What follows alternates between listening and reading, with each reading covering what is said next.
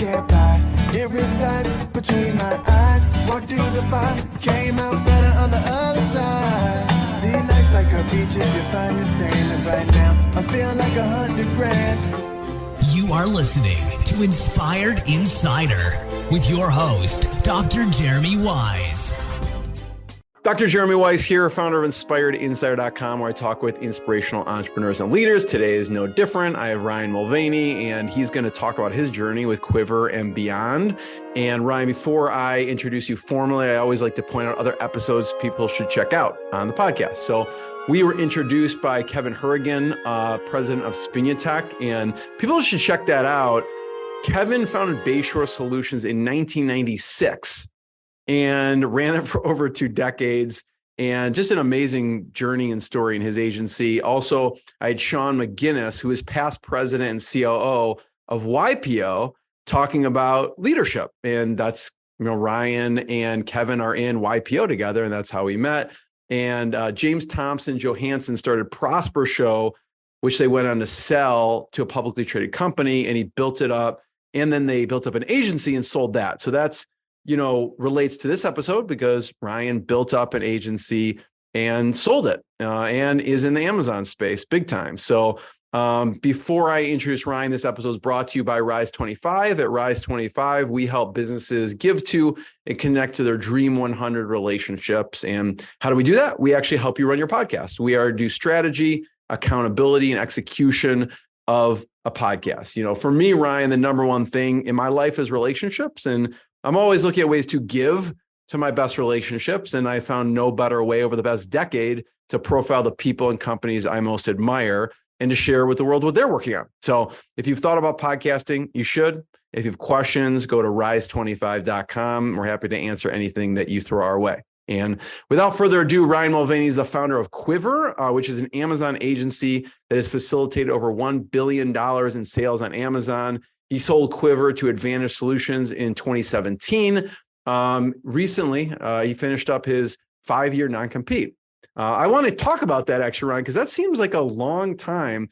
Maybe it's not. Maybe it's normal for a non-compete. But today, Ryan invests and works with disruptive CPG brands inside of private equity, venture capital, and the startup world. If you want to learn more about what he's doing, you can go to ryanmulvany.com to learn more. And I think we owe your success to your wife, because I think you started on Amazon because of your wife, right?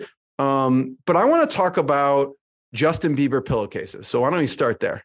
Wow. Okay. I like it. And that was fun listening to that intro. I want to know who's number one on your 100 person list here. So we can come back to that. And shout out to James, because James, I spoke to James many times over the years. Did you? Nice. When we were going through the sale process, I felt like the adult in the room sometimes. I needed to call him and he would talk me back. What's going on? So yeah, but Justin Bieber pillowcases. If we go far enough back, there was a time where on Amazon, you could find stuff that was for sale at a certain price point, and then you could find that product in retail for cheaper. And it's called arbitrage now, I've later learned. Back in the day, there wasn't a word for it. But in a sense, I found out that Toys R Us was drop shipping a lot of products. So in a sense, you could get something from Toys R Us and ship it to an Amazon consumer. And there was a difference sometimes in the price points. And so that's how I got into Justin Bieber pillowcases, backpacks, bed sheets. There were so many random Justin Bieber things, and he was popping, and that's how I knew about it. I at the time probably didn't actually know any of his songs, but I knew that people knew his songs and people wanted to as a result. We know that's your favorite artist. It's fine. You could admit it. Yeah, but now. Yeah. I'm a believer now, but back then I wasn't so much. So your evolution, were you at that point, were you drop shipping through Toys R Us, or were you putting it on Amazon? How are you doing it originally? Yeah, I learned that through Toys R Us, you could connect with some of the manufacturers because they were used to drop shipping. So you could get an order in through Amazon, and you could send an order through the manufacturer and get it shipped directly to the consumer. And it was great because at the time I was living at home. I didn't really have space to store anything. So it was sort of, I'd like to say it was out of strategy, but it was sort of out of necessity that I got into that model. What was the evolution of that? Because you started selling, right? And you started selling because your wife books, right? Yes. My wife had a textbook, just finished college, handed it to me and said, I have a girlfriend who just sold this on Amazon. You should do that because you look not super employed right now. I was a kayaking tour guide, so I was employed. I don't know. I don't know if underemployed. I was probably just well employed for my stature in life. And I put it up and it sold in about 15 minutes. And I thought that was the easiest. Well, it was $50, but it wasn't, it was technically her money, her dollars. But I was like, that was an easy $50. What else can I sell in 15 minutes? And I was in this room, in her parents' house with all these books everywhere. And, we were just girlfriend, boyfriend at the time. And so I just, I had a good relationship with their parents. So I just took all their books and listed them on Amazon without telling them. And about half of them sold overnight. I was like, this is way too easy. At what point does the agency world come into play? So fast forward, the reason why I evolved beyond books. Well, the books were just to pay for our honeymoon. We were engaged and I wanted to pay for a honeymoon. It was called One Love Books and it very quickly did that. And then the Kindle came out and I became terrified that people would stop reading physical books. So I started getting into the beaver pillowcases and bamboo fences and all sorts of other random things, emergency food supplies. It was wild to watch, like a disaster hit. And then all of a sudden I'd sell like 100 pounds of rice. I was like, where is this going? But it was this sort of haphazard thing I was doing. I could use the data that Amazon gave everybody, but I could look at it in a certain way to determine how well something was selling. And then I just needed to be able to get my hands on it. And so, it was a side hustle until I landed at a digital agency.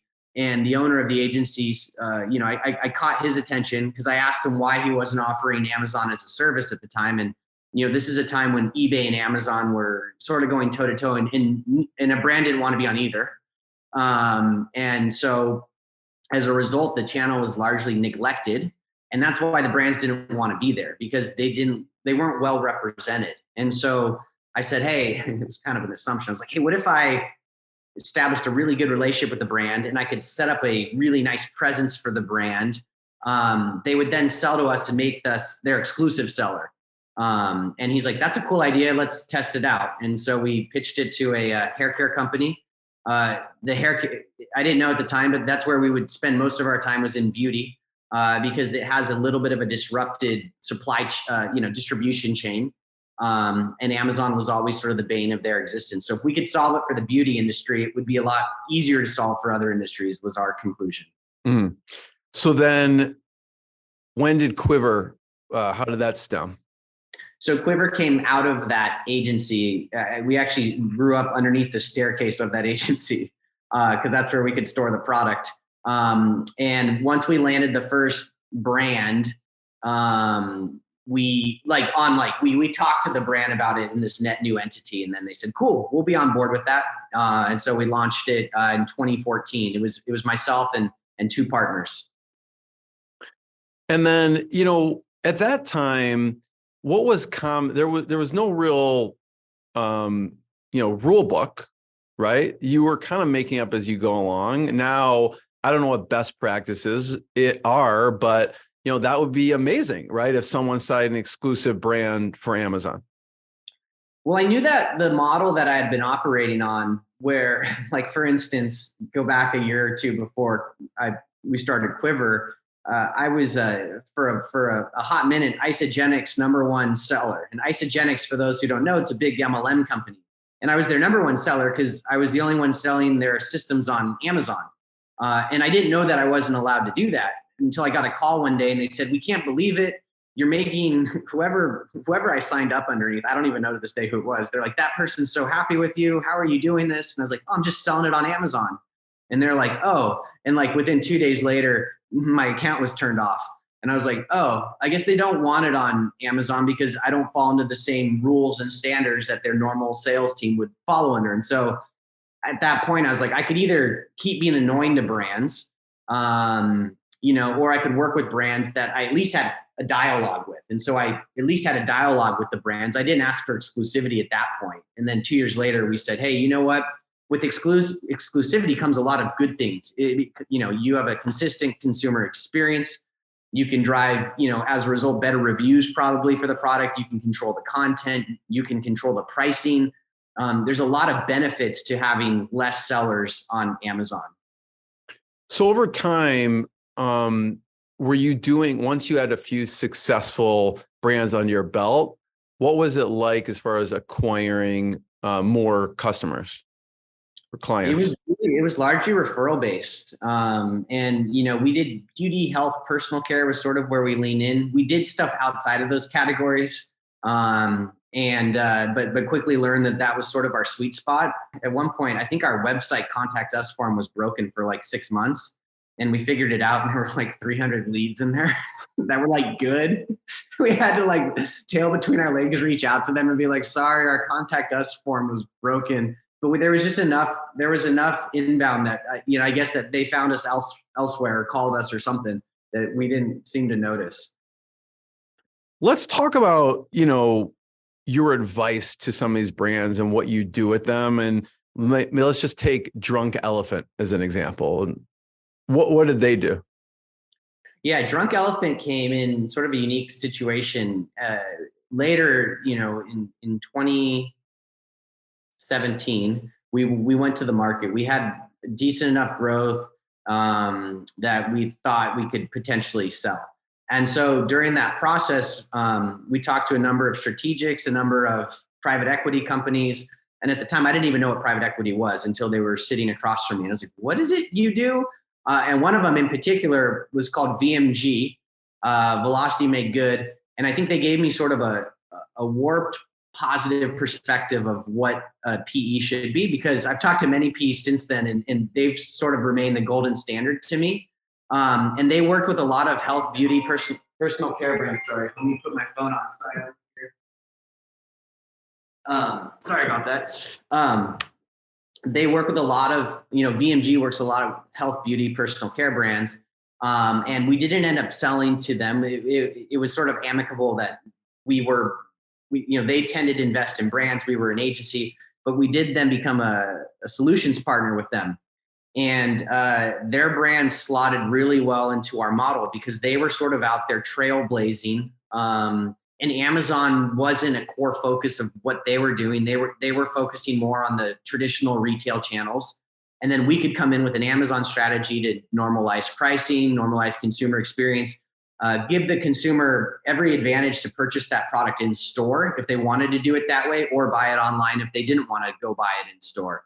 And so, yeah, Drunk Elephant in particular was awesome because VMG at the time, they were like, hey, it's this little brand, like, can you help them out? And I remember meeting with them, and it was right before they popped. They had been working with somebody else on Amazon, and that relationship had ended. And, we came in and took it over. And, it was just a rocket ship from everything they were doing seemed to be working. And the beautiful thing about Amazon is when the things are working outside of the channel, you then pick up momentum inside of the channel. And they went up and exited for, was it 10 figures if it gets past a $1 billion or some sort. And it was fun to be a part of that chapter of their story, and then get on the other side of it. And now they're owned by a really big, CPG or beauty company, Shiseido. And now it's like, how do we navigate this new part of this venture, right? We took them from this, like, I don't even know if boutique's the right word, but a PE. Now it's exited to a strategic in their industry. And it's just new waters to sort of wade in. So what kind of products did Drunk Elephant have? We were beloved by everyone in the office that focused on skincare. So really nice skin and facial oils. They launched some hair care products as well, but they were known for their sort of skin serums. The perfect e-commerce products. They're really high quality, very small, and very expensive. So I love that. And then another company was Dr. Bronner's. Yeah. Yes. Dr. Bronner's always has a dear space in my heart. Are you familiar with the brand? I've heard the brand, but I don't know exactly. I don't know exactly what products they are, but I've definitely heard of the brand before. If you Google it, you will recognize it. It's got one of the most iconic Castile soaps. And it's a company that's been around, I don't want to get it wrong, but like 100 and 150 years. Oh yeah, I'm saying it. Yeah. Relations came multiple generations up. The kids still work in the business, and the kids are grown-ups now. And so, natural products before it was cool, I guess, is sort of what they do. And what they also take about a third of their profits and donate them to causes that they believe in. It's a very progressive, cool company, similar to, sort of like a Patagonia type mission-based company. And so when we got to work with them, it was just so cool because they were in so much alignment with who I was as a person. And we were just helping more of their product get out into the world. And again, normalizing their experience. This is a brand that's been, so they say 75 years of soaps and stories. I think it's longer than that. Maybe they weren't an official company for longer than that. Clearly that's their website. What do I know? But it was fun. Maybe they need to update it to like 78 years. Who knows? Yeah. I don't think the site was built 25 years ago, so they're probably right. But it was just cool to like really get beneath the depths of a family, sort of owned company that was, a dynasty in their category, and watch all the things they do. And what was really cool about them, again, what we learned was because they were this traditional company, they tended to over-index in retail experience, and did have a decent digital experience, but Amazon was this sort of nascent thing for them. And so we could come in and really be strategic to one piece of their business, which is, I think as an agency, it's easy to go sort of wide and say yes to many things. We always saw Amazon as a big enough opportunity that we did not have to stretch ourselves too thin. With Dr. Bronner's in particular, we did help them out with their web business as well a little bit. We did order fulfillment and order packing for them for a period of time. But yeah, it was fun because those were like my people, and then we could like sell them on Amazon. I used to go into their office once a week and hang out with them. I traveled with them, hung out there. Where are they located? San Diego. San Diego, okay. Yeah, in a cool, they provide lunch to their employees every day. Very cool company. How did they find you? I believe so this is where having good partners is amazing. One of my partners is just an amazing business development person. And I think I said, hey, you should talk to them at some point. And so put it on his radar. I was sort of the Amazon geek. And then I had two business partners that were sort of biz dev. And so again, most of the business was referral based. This one wasn't. And so I put it on his radar. I said, it's a really cool company. It's been in my shower for years. See if you can establish contact. And so he did, and the timing just didn't quite work out. And then I think he reached out to them again, and there was like an autoresponder. And on that autoresponder, there was someone else to get in touch with. So, being the good biz dev guy, he reached out to that person, and we got a meeting, and then it turned into becoming our biggest client. I love those like little scrappy stories where you sometimes if you got to get through the gatekeepers and you don't always know where they are. Love it. What was, what worked? I don't know, from a reach out perspective. It sounds like there was a lot of incoming referral business, but what worked as far as when you're reaching out cold from a sales pitch perspective, and when you're pitching a company that doesn't know you? What did you find that worked well? If we wanted to go after a company that didn't know us, and this sort of happened after the sale, is like you said, you saw more about me a few years back. It's because I became very active on LinkedIn. And what I would do is I would just start talking about the brands that I really liked. We were fortunate enough that we could choose which brand, there were enough cool brands out there that we could sort of pick the ones, not necessarily that everyone wanted to work with us, but we could have enough patience to work with the ones that we really materially thought that we could move the needle with. And I would talk about them. I'd talk about them on LinkedIn. I'd get people talking about their brand, engaging with them. And, if we were, it didn't mean only the brands I was talking about I wanted to work with, because there were more brands that are cool than that we could work with. But it was try to find something of value that was an opportunity for them to then start a conversation, and ultimately come to those conversations with the perspective of, I'm here to, one, get to know you as a human, and hopefully provide some level of value to your life. And then maybe we can provide some level of value to your business. Whether or not you end up working with us, it honestly was secondary. Because there's so many things that have to go right to have a business do work with another business, that if we're leading with that every time, we're just going to have a bunch of fragmented relationships. And so, sometimes we talk to them and it wouldn't work, and that's fine. And then a month later, they would refer a friend that it might work for. It was more so leading with goodwill and sort of entrepreneurial karma, knowing that, if this isn't the one, maybe another one would come our way. And if not, that was fine, because I don't know, the world will keep spinning and we'll be just fine. Yeah, no, I love it. It's really a philosophy of just adding value, and it's adding value from the audience perspective and also from the brand perspective. Because if you're sharing something you genuinely love, if they get some more audience out of it and the brand loves that they're being promoted, and you're adding value probably in whatever expertise you're overlaying with it. So no, I love that. Yeah, we even would get into meetings and they would bring up like, hey, we're talking to these people, with the same value prop, and what do you think about them? And there were a lot of good businesses doing the same model as us. And as long as they sort of landed in one of like the five or 10 of them that we thought were like above board, because there were, I don't want to say bad actors, there just were different models that I don't think would have fit what they were looking to do as well. So if they were talking to competition, I would tell them like, look, we're both probably going to sell the same thing to you. I think at the end of the day, it's just who do you rather work with? And that comes down to your personal opinion sometimes, or your geographic location. Sometimes a lot of our business was in Southern California because we could go up and see them. I know now the world is a lot flatter and more digital. But I still think there's a lot that can be done with the human connection. Let me just show up. Let's talk this through. I think it's super important. Yeah, that personal relationship.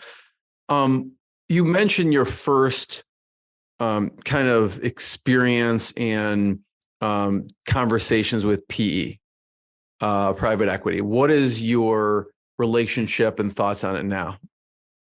I still really like, I get there's the sort of the VC world, and there's the PE world. The PE world tended to work better for our model just because it was more vetted by the time they would come in. VC is a lot like launching a product on Amazon or just launching a product in general. There's a lot of things that have to go right in those early stages to get to the level of sort of PE. And so within the context of PE these days, what I like that I'm seeing there's more sort of following the suit of what BMG did, and they're becoming more strategic. And again, I am no expert on how PE portfolios should be managed, but I know the ones that I could add the most value to tend to have an over-index in consumer products, or maybe established brands that are in market that haven't fully realized their digital potential. And so it is cool to see these PEs that are getting more focused from a categorical perspective, and then bringing in thought leadership, whether it's sort of, on their bench or inside their organization, to the assets that they're investing in, and becoming more of an active participant in the investments rather than a, sort of sitting on the sidelines. And look, I think depending on what the company is and what the company needs, sometimes it's nice when you can just get a check and they can kind of back up and leave it to yourself to fail, to fly or fail. But oftentimes now, I think strategic capital that comes with some guidance and some firepower to run towards the goal together, I think is really impactful. And I saw it firsthand with BMG. I was like, wow, they can invest and then make it go faster. It's so cool. At what point, Ryan, did you consider selling the agency? We had a few years of really good growth. And at that point, we didn't really know if we had anything that we could sell. It was sort of a novel thing. So even to the point where we talked to an investment banker and they were like, maybe not. Like, you don't really know until you go to the market. We looked at the exit process and working with a banker as just a part of our business to grow up, because at some point we will exit. And we probably should be tracking the things that a suitor would care about. We should be getting our books in line with how a suitor, would want to think about, auditing our books and all that fun stuff. So, until the day it'll just make your business better And it was an educational process at first. Yeah, exit planning is just good business planning, I think. And I've later taken an exit planning course and all that because I helped my dad, sort of helped my dad sell his business. But anyway, so, at that time, I'm like, this is just us growing up. And, until like the deal was finally closed, we didn't know if we had anything we could sell, because you just never know. Like, most deals die a few times going through the process, and some of them never come back to life. So yeah, it was sort of a novel thing at the time. There's since been many exits, just like James and others that have played in this space, and there's a lot of more sort of demand. I mean, at the time it was 2017, Trump was talking about taking Amazon down. The world was just wild. And, we were on this economic climb like this for so many years. And at the time I'm like, we're going to sell, we're going to probably have an earnout, and I'm going to need it to keep climbing for like 3 years, because that's probably going to be 2 or 3 years.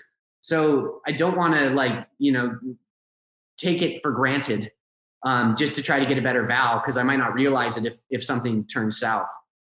So talk about the process itself. So you decide, okay, we're going to move forward with this.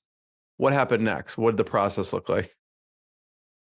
So for, about 3 months or so, we worked with a banker to get all of our books in line. She built a list of who we could talk to, and she would do the outreach. And then we hit the market. I think she had, I think it was Jan 1 is when she thought would be a good time to go to the market. And so she hit the market on our behalf at that point. And I think we had conversations pretty quickly thereafter. She was building like the hype and all that stuff. And there was, we were pretty novel in what we were doing. And there was one other sort of competitor that had sold during our process of getting everything together. So we at least had a line in the sand of opportunity. And then I think maybe by like mid-February, we had an LOI in place, which meant we were sort of going to go exclusive with one of the people that were interested in buying us. And then we ended up closing July 1st. So it took a while. The company we sold to had this policy where they could only close on the first of the month. And so if we got to like the 25th and realized that we weren't going to be able to close all the items out, we were going to have to essentially hold our breath for another like 35 days. We were just like, oh man.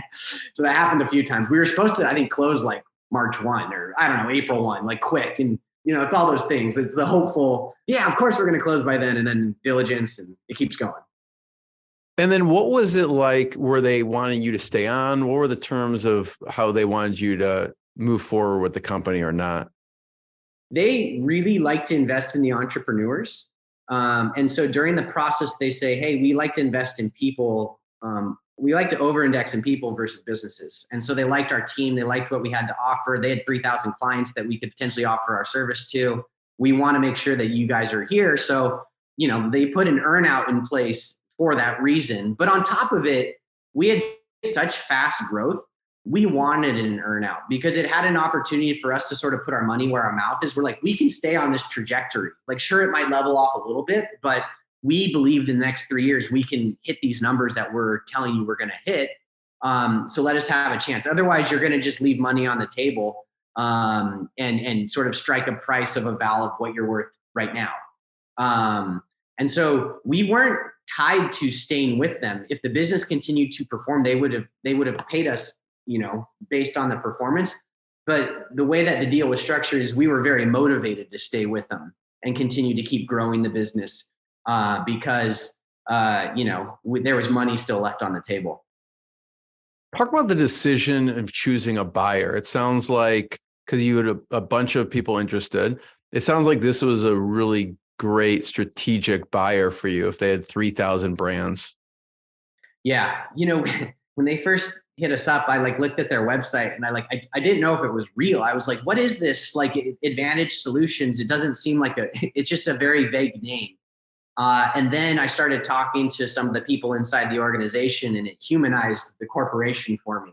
And the guy that first spoke with us, and even their bankers were they were like very friendly to us. And I was like, whoa, this is like so different. And maybe it's because we had a broker and she was doing a good job and she was the bad cop and I was the good cop. And I but they were very friendly, and so I liked them on the people level, and then we liked them on there. There's the people, there's the Val, and then it's like, how are they going to be on the other side of it? Are they going to meddle with us a lot? Are they going to let us sort of run? And we realized that we were a pretty special thing inside of their organization. We did something that nobody else did, so that we thought that they'd kind of leave us alone, and if anything, just help us with getting new clients in and that sort of thing. And so, when you're signing up for a 3-year earnout, you have to be very comfortable, like, continuing to work there. And I felt pretty good about it. None of it's perfect, but it was the best option that we saw from who was interested. You mentioned, there's always going to be sticking points throughout the process. What are some of the sticking points if someone's looking at selling now that you wish you would have known at that point to look out for? I mean, the sooner that you go through the process of like a mock exit plan, the better, because what it'll do is it'll align you around what you'll be valued off of. And finances is only one component of it, or one. It's not just one. Finances is just part of it. They're going to look at your people. They're going to look at if you're in an agency-based business, the strengths of your contracts. So like we're like, oh man, like we're going to have to go back and re-sign our clients and get them to sign on for longer terms, right? Because that's going to increase the value of our business.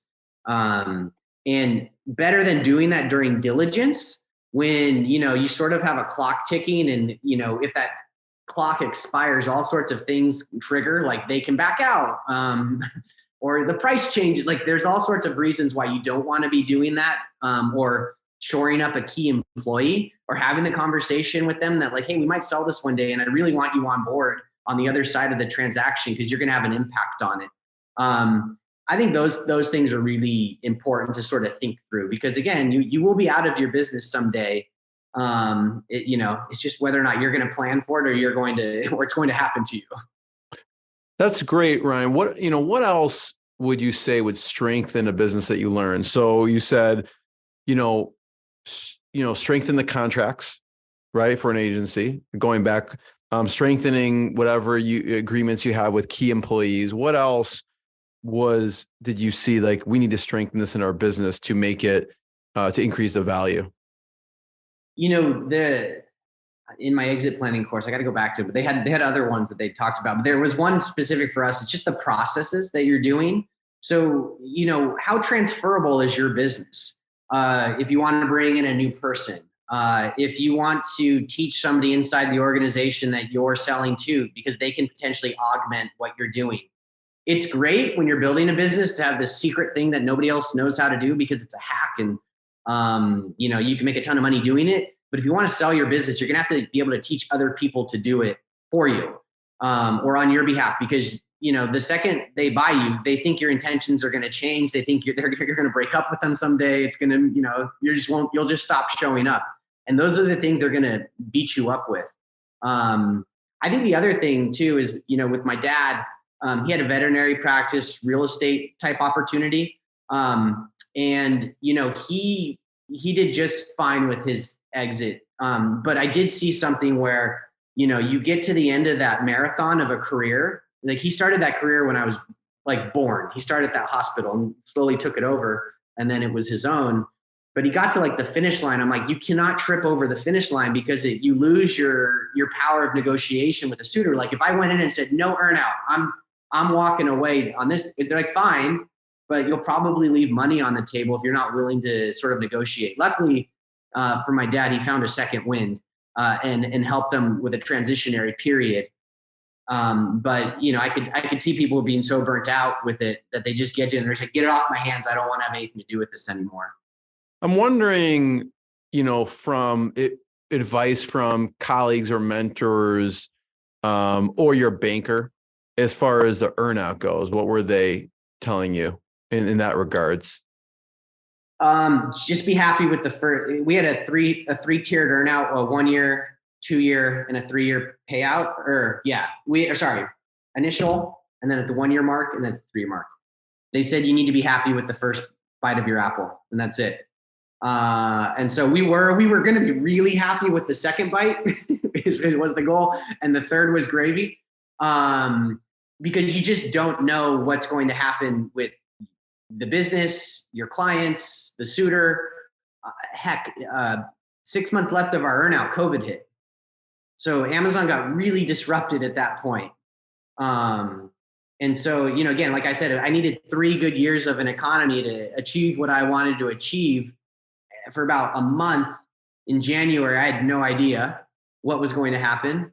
In fact, January 1st, we were overstocked on Amazon in soap and hand sanitizer, believe it or not, and some food. And I was like, we're going to have to write off this inventory, guys. This final number is not looking too hot for us. And then, COVID hits, and, we sold all up through it, I think probably by the end of like March. And so I was like, okay, but that was like, you just never know. You can't, there's just so many things unplanned. So if you're going to do a deal, you need to be happy with what's more guaranteed. And don't set your happiness on what's at risk. Yeah. And you do investing. You also do consulting. One of the strategic advisors is, you could tell me how to pronounce it, but it's Dime Tide. Yeah. Yeah. So talk about Dime Tide and some of the advice and discussions around that. Yeah. I had the fortune to meet a guy named Rohan, who had built out this, not only a company, but then a piece of software which goes out and audits a brand's profitability within Amazon. And without getting too granular with the tactics, there's a few different ways to sell on Amazon. You can sell third party, which is like us, where we have an inventory position on behalf of the brand and sell it through our store called Quiver. The other side of it is if you look at like Apple, those items are sold and shipped by Amazon. So Amazon actually takes an inventory position, gives the brand POs. And so they've built out a pretty slick piece of software here that goes out and sort of audits all the various moments of that relationship where fees can incur, and gives you sort of an opportunity to go back and collect on those fees if they weren't rightly charged. And then, look at them and determine how you are getting charged the fees and hopefully mitigate them in the future. I think that after a year and a half, they actually recently just sold the business. And so I think he's in a new space, probably where I was a few years back. But it's cool because I think what people have sort of woken up to is that's Rohan and his wife, Melanie, there too on that picture. They're sweet people. There's so many opportunities on Amazon, and I feel pretty dumb in my way where I was like, man, to do $100 million of sales or $1 billion of sales, like I had to like take inventory positions to do it. And he can achieve quite large sales numbers without taking any inventory at all and be way more profitable than my model was. I was like, man, smarter people than me. What type of advice did you give the company? Because again, you bring in a lot of knowledge because you've seen this across many different brands and through, firsthand through Quiver. Right. With Dime Tide in particular, because I had gone so heavy on LinkedIn for a number of years, I've developed, just like James, a number of contacts that we can talk to and just have a conversation about a brand's profitability. And when I first heard about it, I was like, interesting. I mean, we had been doing it on the third party side of selling. We'd been collecting fees for some time. I hadn't heard about it on this side. And so I just was like, let me just go talk to brands about this and see if this is a pain point. And sure enough, it was a pain point. So really it came into like, well, how do you craft that message? Because it sounds too good to be true. Like you can go out, find sums of money that Amazon potentially owes a brand and collect on their behalf in sort of an automated fashion. But it is real. It's real as day. I've seen it. And it's just it's a matter of like messaging that in the right sort of way. I know that there's service providers that do this in sort of the credit card processing space or the shipping auditing space, freight auditing, all those sorts of things. I hadn't seen it applied to this category just yet, and when you over-index maybe on the software side, it's like, well, how do we position it right? How do we market it right? How do we communicate it, effectively? Ryan, when you talked about James, and I'd love to hear who are some colleagues and mentors in the space that you respect, and maybe we start with James Thompson and what's some advice or conversation you've had with him that was helpful?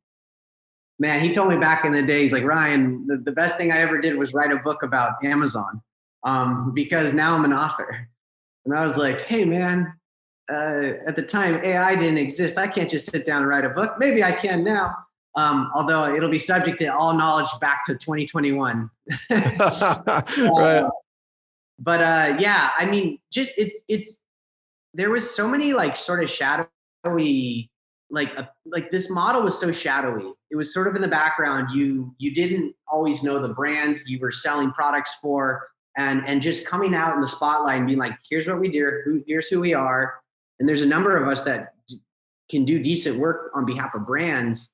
I think that was really like important, like just to facilitate a conversation, and then not only do that, but like have a relationship with people that are, what brands would look like as your competition. There's so much abundance of opportunity out there that I never really like felt the competition. I'd rather just have like good relationships with people and swap best practices. And, we weren't out there like stealing each other's clients or anything like that. And even if it did, it was like, look, if my business isn't good enough to hold on to a brand and they go over to somebody else and they're going to have that's what's better for the brand. That's what should happen anyway. And we should learn from that and figure out like, what do we do to lose them? And so, yeah, there's a number of, sort of good people out in the space. If you go to LinkedIn and search for Amazon, a lot of them are posting quite frequently. That, LinkedIn became this really cool sort of epicenter of good content just to learn about the Amazon marketplace. Who are some other mentors in the e-commerce space that you'd lean on throughout the years? Definitely my partners, like Danny DiMichele was the guy who had the agency that I spun out of. My other partner, Brad Sipe, he was, a telecom guy, but also just really knew like sort of business development and communicating with people. And I don't know, I just felt like I always got like a good sense of like almost like older brother style dynamics with them, which was cool because it was, sometimes we'd argue like brothers would, and then other times everything was great. Throughout the years, I talked to a number of people. I'm trying to think of the ones that, Joe from Marketplace Pulse, he puts out really, really good content. Really went down the thought leadership path really early. I don't talk to him, Joe I've talked to personally. The next guy I haven't talked to personally, but always respected his opinion, Scott Galloway. He I think he's a professor at NYU, and he's always had this like no holds bar, like I'll say anything about anything approach. Do you know Scott? No, I've read his book though. It's great. Okay. He'd be on my list. He'd be like in the top, like probably like 5 of my 100 list. Cause he's just such a, back in the day, I quoted him in my decks in like 2012. Because he had such a progressive way of looking at Amazon and wasn't afraid to sort of go out on a limb and talk about something that nobody was talking about. Yeah, he has kind of seems like, I don't know him personally, but a no holds bar approach. Like the book I read was The 4, which is the hidden DNA of Amazon, Apple, Facebook, and Google. And it's a fantastic book. Nice. Yeah. And then I've got some other friends, another guy named Aaron who runs a company called Zule, and they're a big private label seller on Amazon. They've sold, I don't know how many tens of millions or hundreds of millions or billions of dollars of their own products, which is a wholly different model. Matt Newman and Brian Baer, they started an aggregator called Grove. And it's just cool. It's cool to see people doing the model at scale and hearing about the opportunities that sort of come their way and the nuances that come at operating at such a big scale. And again, I think that's where it's like, look, there's enough to eat out here for everybody. Let's just be open about what we're doing and help each other grow, because you never know where the paths will overlap. What's your thoughts on the aggregators? I feel like over the past few years, that category seems to have grown. Yeah, in the beginning, it seemed like it was sort of a multiple arbitrage game. So it was like we could buy these sort of underpriced Amazon brands. They don't really know what they're worth, and they don't come with a lot of infrastructure, which is great. We can buy a lot of those very quickly. and then we can buy it 2 times and we can go raise money up here, I don't know, 20 times. And then people caught on to that. And so now it's like, we'll buy it 4 times, 5 times, 6 times, and we're going to raise it 15, 16, or 14, 13, you know what I mean? And then those things sort of crossed. And I think, I think some of these aggregators were raising on the prospect that they were going to go public. And they didn't. And I don't know if they were always thinking that they were going to be holding on to these assets as long as they are in the fashion that they're holding them. And so I think some of them are sort of, there's definitely some really good brands inside these portfolios. My buddies at Grove, I don't really think of them as an aggregator because they did buy some Amazon brands, but they bought a lot that aren't on Amazon. And then they vertically integrated. So they bought like a packaging company. They bought a supplements company because they have supplements so that they can sort of reduce the costs to make these products. I think the ones that invested in good brands, I think will weather this okay. And then we'll see who has an appetite to essentially buy the real estate that a lot of them command on Amazon, assuming that real estate's still there in a few years and Amazon hasn't, changed. I mean, they're changing search experience all the time. But I think for some of them, it's just, they just got a little heavy-handed maybe on the acquisition side. And we're chasing maybe a aggregate number of brands to be acquired rather than the value of what they were looking to acquire. Ryan, I have one last question before I ask it. I just want to point people to your website if they want to learn more.